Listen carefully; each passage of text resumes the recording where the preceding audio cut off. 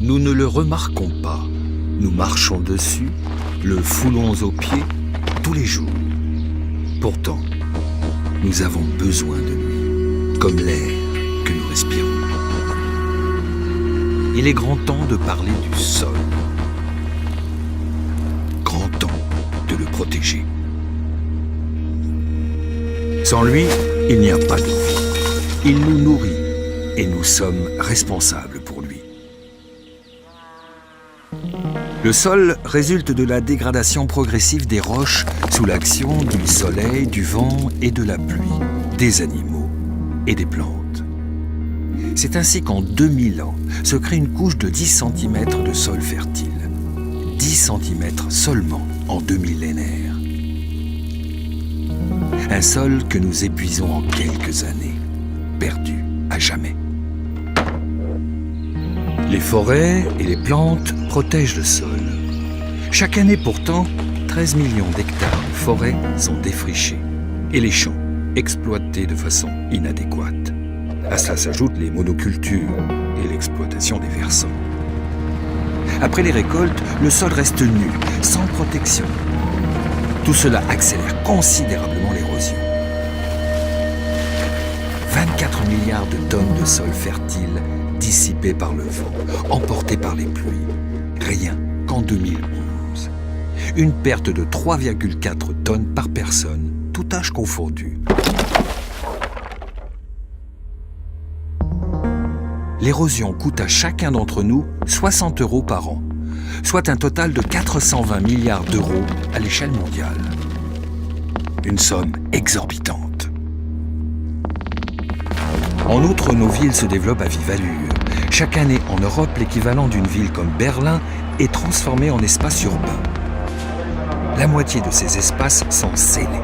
Plus rien ne pousse.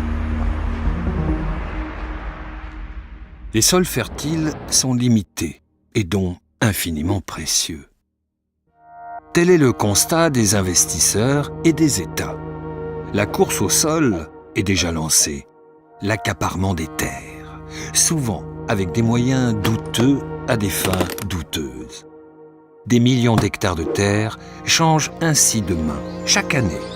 Le résultat, des vies ruinées, des familles déracinées. Au premier rang, les plus démunis.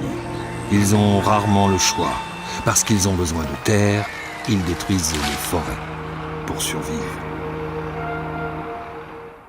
Il nous faut plus que jamais des terres saines et fertiles. On estime que d'ici 2050, il y aura moitié moins de terres arables disponibles par tête d'habitants dans le monde. Mais déjà aujourd'hui, 1 milliard de personnes se couchent chaque soir, le ventre vide. C'est 1 milliard de trop. Et ce nombre ne cessera de croître chaque jour si nous ne distribuons pas les terres équitablement, si nous n'augmentons pas sensiblement le rendement de chaque portion de terre, ou si nous ne découvrons pas une seconde terre. Mieux vaut cependant ne pas trop compter là-dessus. La question des sols mobilise trop peu notre attention, ou celle de nos décideurs politiques. Nous voyons les rayons de nos supermarchés bien remplis et croyons qu'il en sera toujours ainsi. Nous vivons à crédit, aux dépens des sols. Ils ne sont pourtant pas inépuisables. Si nous prélevons de l'argent sur un compte que nous n'alimentons jamais, un jour ce compte sera vide et notre crédit dépassé. Et nos sols seront épuisés.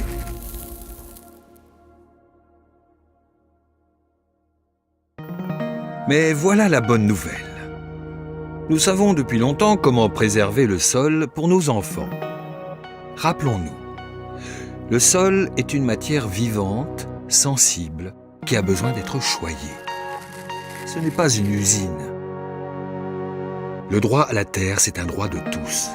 Ce droit doit être sauvegardé par la loi.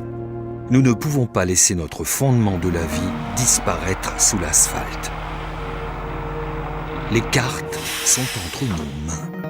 Nous devons ouvrir les yeux et réussir à appliquer nos connaissances, afin de ne pas sentir un jour le sol se dérober sous nos pieds.